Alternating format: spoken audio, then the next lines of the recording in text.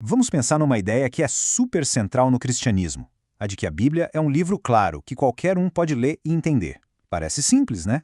Mas, se é assim, como é que a gente explica que existem dezenas de milhares de igrejas diferentes, cada uma lendo o mesmo livro e chegando a uma conclusão diferente? Isso é um quebra-cabeça e tanto, e é isso que a gente vai investigar hoje. A grande questão que fica é essa: será que a Bíblia sozinha basta?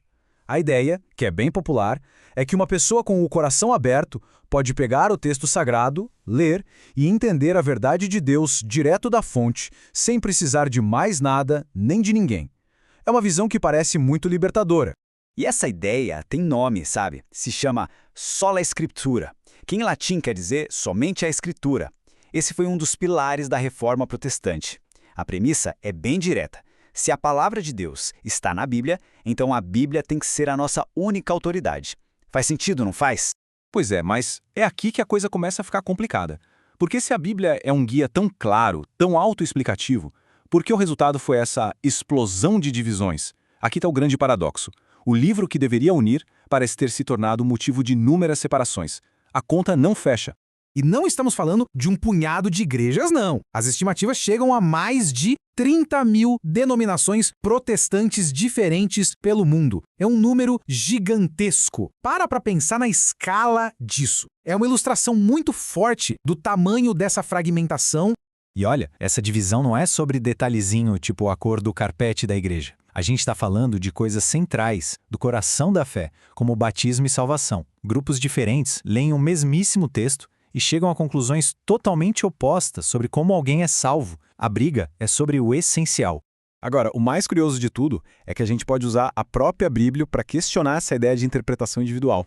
Existem trechos que parecem dar um recado bem claro de que o livro não foi feito para ser um manual de faça você mesmo. Esse versículo aqui, da segunda carta de Pedro, é um ponto-chave no debate. Ele diz com todas as letras que nenhuma profecia da Escritura é de interpretação particular. Isso já joga uma pergunta no ar. Ok, se a interpretação não deve ser particular, então de quem é responsabilidade? Para entender melhor, a gente precisa dar um passo para trás e olhar para a história. A relação entre a igreja e a Bíblia talvez seja ao contrário do que muita gente pensa. Não foi o livro que criou a igreja.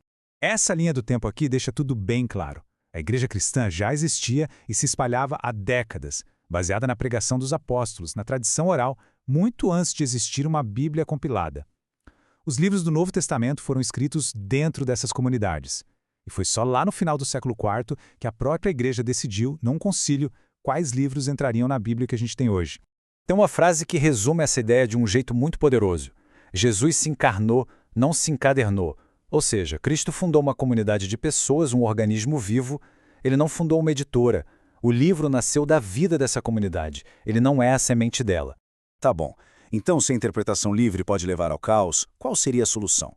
A Igreja Católica propõe um modelo que é fácil de visualizar. É como um banquinho de 3 pernas. Ele só fica em pé se tiver as 3, firmes. Uma perna sozinha não se sustenta. Uma dessas 3 pernas é o chamado magistério. O que é isso? É a autoridade de ensino da igreja, que viria em sucessão direta dos apóstolos. A função do magistério é ser uma espécie de árbitro, um guia, para garantir que a interpretação da palavra de Deus continue fiel ao que foi ensinado desde o comecinho. E aqui tem um ponto fundamental. O magistério não se considera superior à Bíblia. Muito pelo contrário, ele se vê como um servo da palavra de Deus. A tarefa dele não é criar novas doutrinas, mas sim guardar e explicar fielmente a fé que foi recebida. E aqui estão as 3 pernas do nosso banquinho juntas. A Sagrada Escritura, que é a palavra escrita. A Sagrada Tradição, que é a fé viva, passada de geração em geração. E o Magistério, que serve de guia para interpretar as outras 2. Nessa visão, essas 3 coisas são inseparáveis e é a união delas que dá estabilidade. O escritor G.K. Chesterton resumiu esse dilema de uma forma simplesmente genial. Ele disse assim: se o próprio texto é o motivo da briga, como é que ele, sozinho, pode ser a solução para a briga? É uma lógica implacável que força a gente a pensar na necessidade de algo além do texto. Isso tudo nos deixa com a pergunta final, uma pergunta para se pensar. Se um mesmo livro pode dar origem a milhares de verdades que entram em conflito, será que a verdade, para ser preservada, não precisa de um intérprete vivo e autorizado? Fica aí a reflexão. O que garante a unidade? Um livro sozinho ou um livro dentro de uma comunidade com um guia para manter o rumo?